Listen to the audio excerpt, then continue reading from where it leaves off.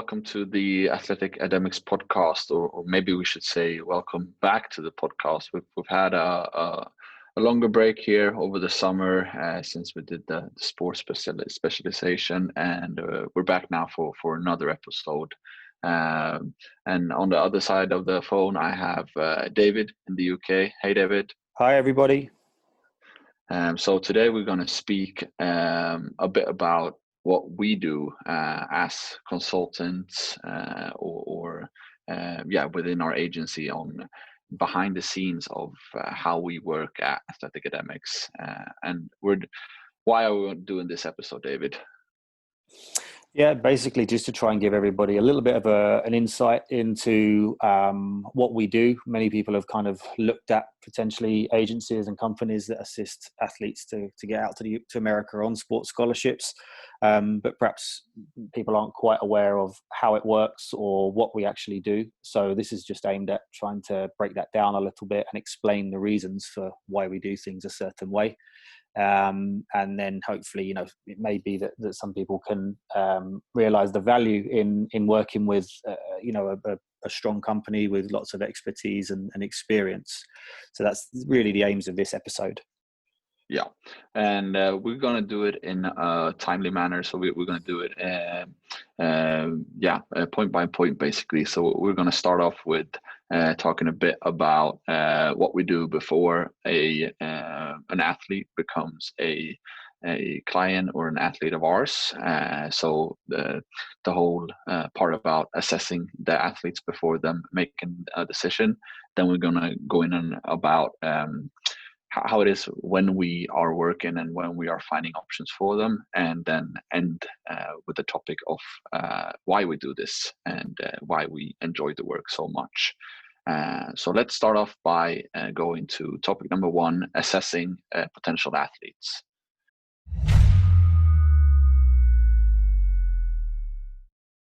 All right, so assessing potential athletes. When sending in a free assessment on our website, we reconnect with the athletes and asking them to fill in a bit more information about themselves in order for us to assess them and give them an expectation.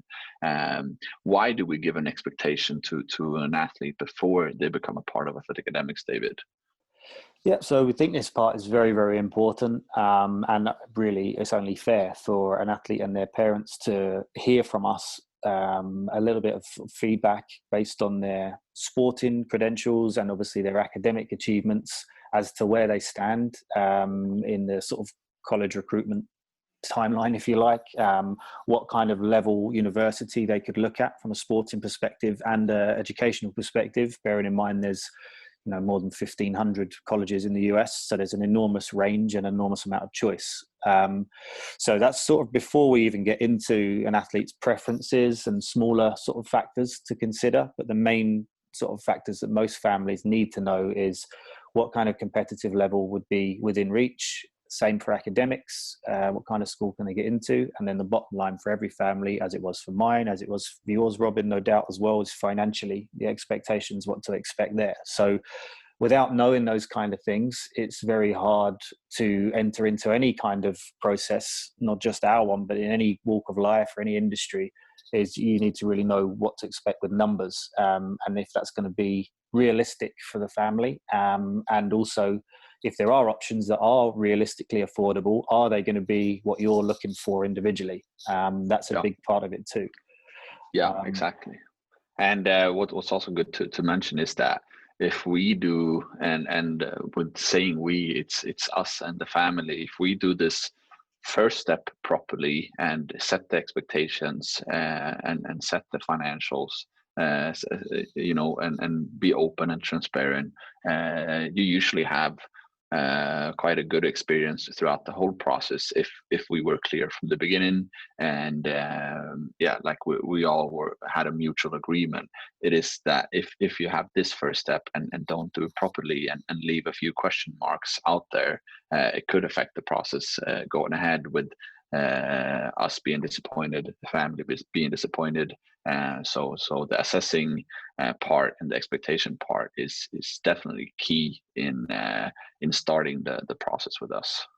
Yeah, absolutely. And both you and I, Robin, talk to people all the time about the fact that we are a sort of smaller company.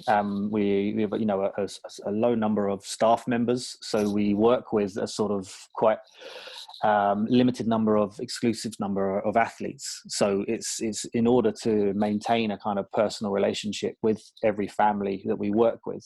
So that starts for us from the sort of first day that we're in touch with you, and you know, having, you know, after receiving a free assessment or maybe speaking to you via DMs online, whatever it might be that we get in contact with, setting up a phone call is usually the next step to speak to you and your family about what your expectations will be. And that's where really the two-way communication line really begins to open up. And it, as Robin's quite rightly said, it's to kind of set that tone from the beginning and be all on the same page to begin with, and then throughout the process, so that everybody knows where they stand.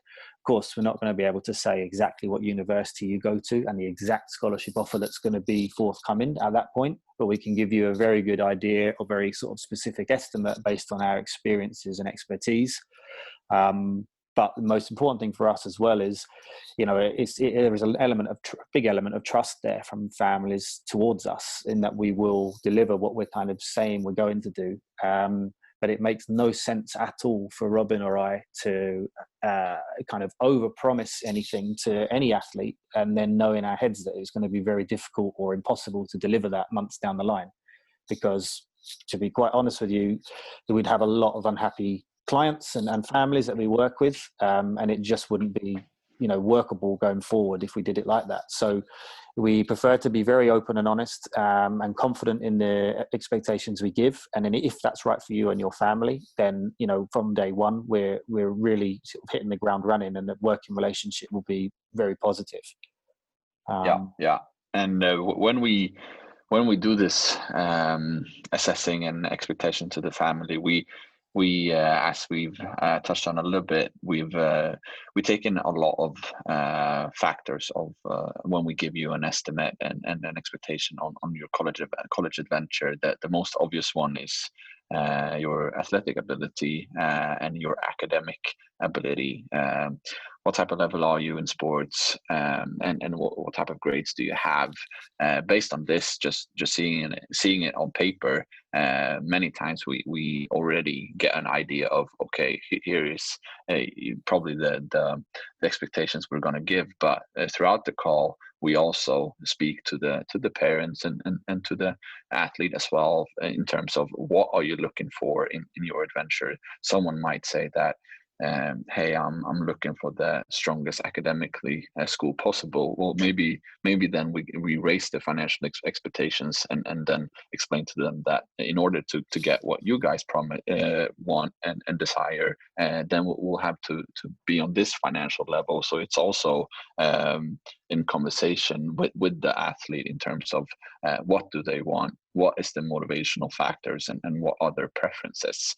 And you should see this expectation and assessment as an estimate, not a limit, because we always aim to do better than we promised, and to get a better overall service than maybe you guys were expecting. So don't see it as limitations. Don't see it as that we don't want the best for you. It's the other way around for sure, that we want the best. We just want to give you fair expectations in order for you guys to know what are we getting ourselves into.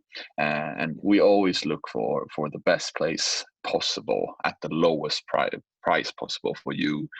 So if you have heard from someone else that, oh, I had a friend who's going on this and this scholarship, why are you saying this scholarship to me? It's probably many of the times because of the preference you've noticed to us, and the factors that you've given us, and then we give you an estimate of price and also level, of course.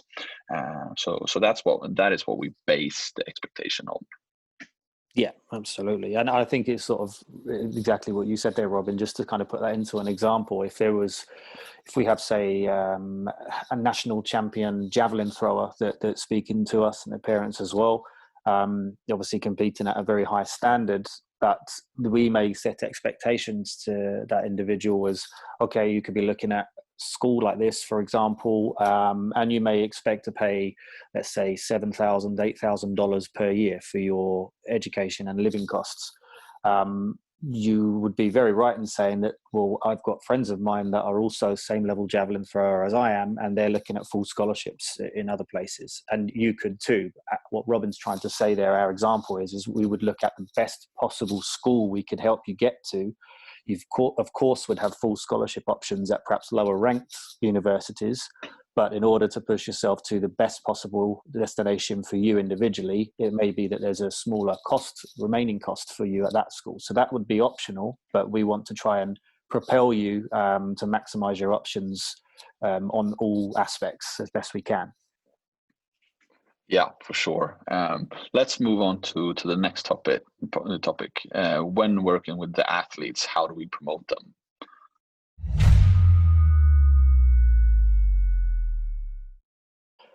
Okay, so when we're working with athletes, so we're into that phase now where we've started the process working with an individual and their family. We're up and running. We've built the profile of that athlete with your help as well, whether it be with video footage, sporting achievements and background information. Same with academics too, and the profile is in a good place to send to college coaches. So how do we then take the next step, Robin? How do we promote an athlete? What's the process like there, and the kind of timeline that comes forward after that? Yeah, so basically, as soon as me and David feel comfortable and ready to start promote an athlete, we start straight away, because there's no time to lose. You need to be visible for the coaches, and you need to be seen straight away. And what we do at Athleticademix that I don't believe many others do is that we have databases subscribed to by several coaches. So even before we do any proactive work, you will be seen in a list in a database, and can be seen from coaches and can be contacted straight away without us having started the promotion. And the reason why we do that is that maximum exposure is just a benefit. It creates a buzz. It creates an interest from straight away. But when we start to do our proactive promotion, we usually do it through email or phone calls, and then we, based on the preferences, based on the calls we've had with the athlete, based on the expectations, we narrow down to a list of schools that we believe would make the athlete super happy in terms of what we can find. The school would be happy with the athlete as well. And we start by contacting them, sending the client profile over to them, get to hear their thoughts on the profile, discuss back and forth, and if the coach at the university likes what he or she sees, we put them in contact with the athlete, and then the athlete and the coach arrange a phone call, start to get to know each other, and have several phone calls throughout the process. And you almost always have several coaches that you're speaking to at the same time, because more options means that you can assess and experience a lot of coaches, and also teach yourself and educate yourself in terms of the process. It's a long process when you do the promotion, and when you're trying to find the right schools. So some even gets promoted for years, and some might only do it for a few months. So it's very individual, and there's no right answer in how long you get promoted. You get promoted to the minute that we find the right spot for you. So David, a common question that I get in meetings from potential athletes that is yet to decide on whether to hire Athleticademix or not is our network. How is our network of coaches? How do you usually respond to that type of question? Yeah, that's a question. It's a good question as well, one that I often receive too. And I think, well, it's a common question because I think there's a tendency for a lot of other companies within this industry. Some are very, very good. Some are not so good. But a lot of companies you'll see boasting about having the best network in the world, or being the #1 sports recruitment agency in the US. The fact of the matter is it's absolutely impossible to measure that or show any statistical data to prove that. So we don't kind of follow that trend by trying to sort of say we have the best and biggest network in every single sport, because we could never prove that against anybody else. The most important thing, in my response, I would say to that is, as well, is you as an athlete are the reason you're being recruited by any particular university coach in America. So it is not our capabilities or anything to do with our skill that we are kind of making you a better prospective athlete to them. Your talent as an athlete, whether you be a footballer, swimmer, track and field, golfer, whatever it may be, what you've achieved as an athlete in years gone by is what is attractive to those coaches. On top of that, also your school grades or test scores, that's something that only you can achieve. We can't make your test scores or school grades any better than they are. So you've always got to remember that is we're not taking, or don't ever intend to take, any credit for what you have done. All that Robin and our role is with Athleticademix is to guide you in the right direction and then put you on the right platform for coaches to be able to see you and get onto their radar and assess you for themselves. So it isn't about having the strongest network. We do have lots of coaches we speak to regularly, and we've met a number of times in person. We're very good sort of friendly relationships with, and we've sent athletes to numerous times. But every single year, almost on a weekly basis, we're breaking new ground in speaking to new coaches and coaches we've never sent an athlete to before.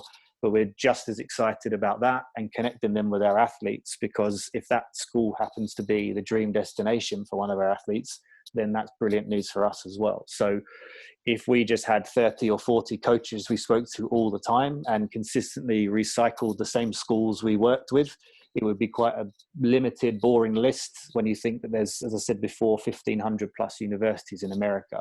So sometimes those schools and those coaches are great fits for the athletes we have.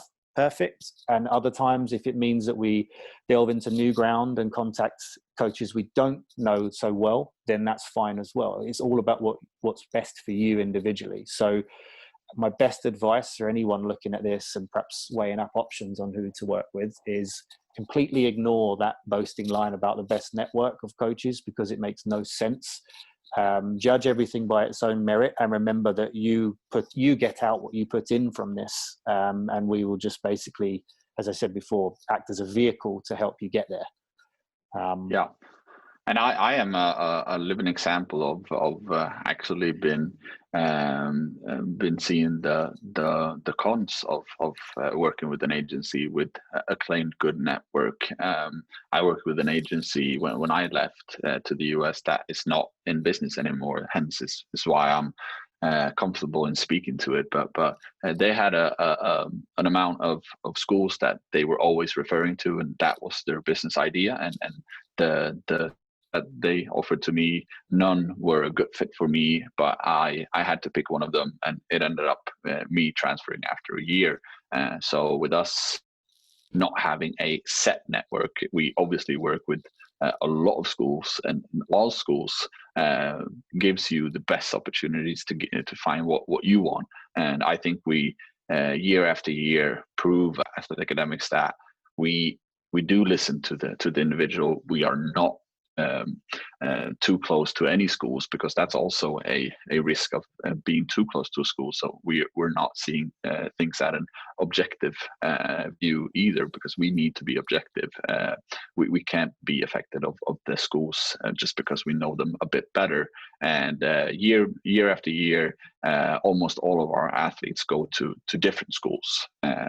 So we usually have a wide range of schools that we send to each year. All right, so that's been a bit about how we work with athletes while being in the process. Let's move on to why we do this.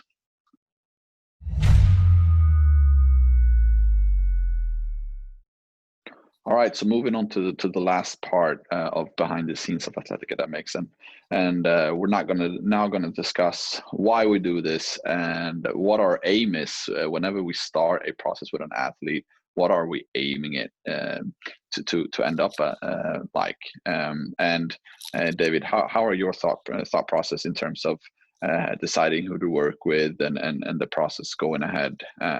What are you thinking there?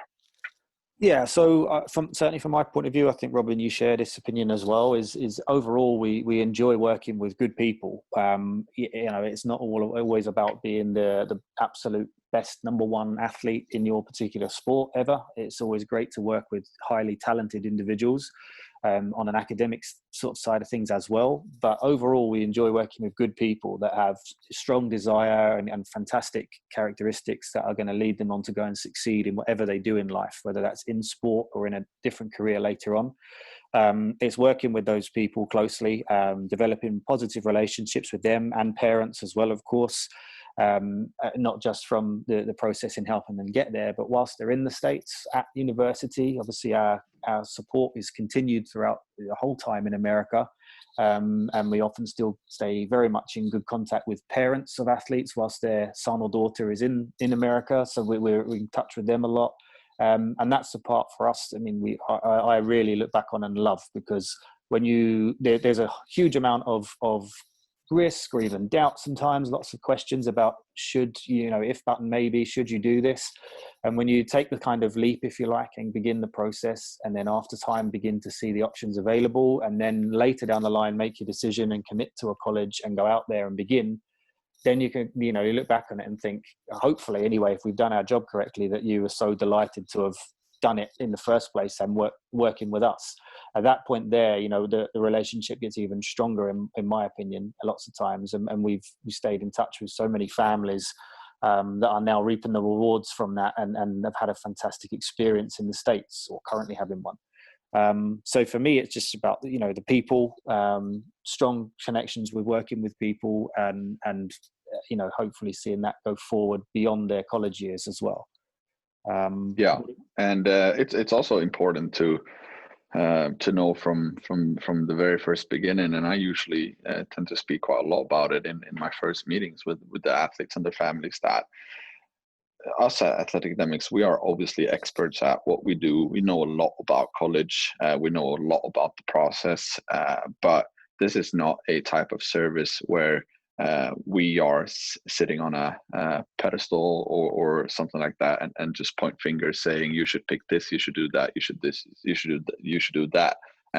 It is a process where I'd prefer to have a friendly two-way communication. The athlete should be able to say, hey, I don't like this school. Okay, why don't you like it? Have you seen it from this view? You might get a question from me.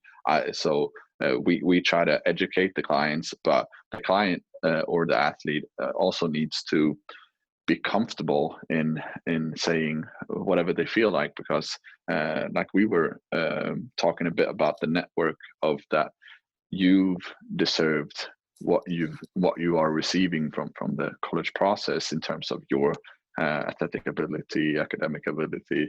It is also a process of you have the right to tell us what you want, and we will do our best to get you what you want. So it's very, very, very important to set the tone from straight away of, we are here to give you the absolute best of what you can get, and let's try to get there together.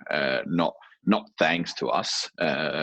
We are a big part of it because we put in a lot of time and a lot of work, but it's also thanks to you. It's thanks because of us. So I think it's a two-way work. It's a two-way communication. We do this together, and I can promise both David and I have trouble sleeping when we have athletes or families that we feel are not happy, and we sleep like babies when they are happy. So we always want the best for athletes, and there can never be doubts from anyone that we want nothing but the best. So if you have an option and you'll have a Robin saying that, hey, you should really pick this option, this is a great option, then we say it because it is sincerely a great option and we don't want you to lose out on it. If we say to you, hey, this is not a good fit for you, then we mean it. It's not a good fit for you, and then we give you the reasons behind it. So see us as a friend, but of course an expert guidance, but in many ways, we want to become a part of the family of the athlete in order to make everyone feel safe, secure, and to be informative. So don't see us as a leader pointing finger. See it the other way around. We're your guidance, we're your friend, and we don't want nothing but your best.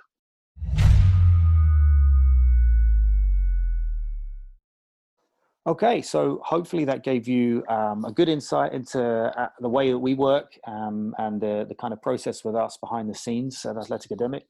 Of course, this is just more of an overview and a bit of a taster. So if you're listening here and either haven't spoken to us before, or perhaps we've engaged in a little bit of communication, but it kind of piques your interest to know more, then get in touch, because, you know, certainly having an individualized meeting is far more beneficial to get more, as I say, specific feedback to you individually.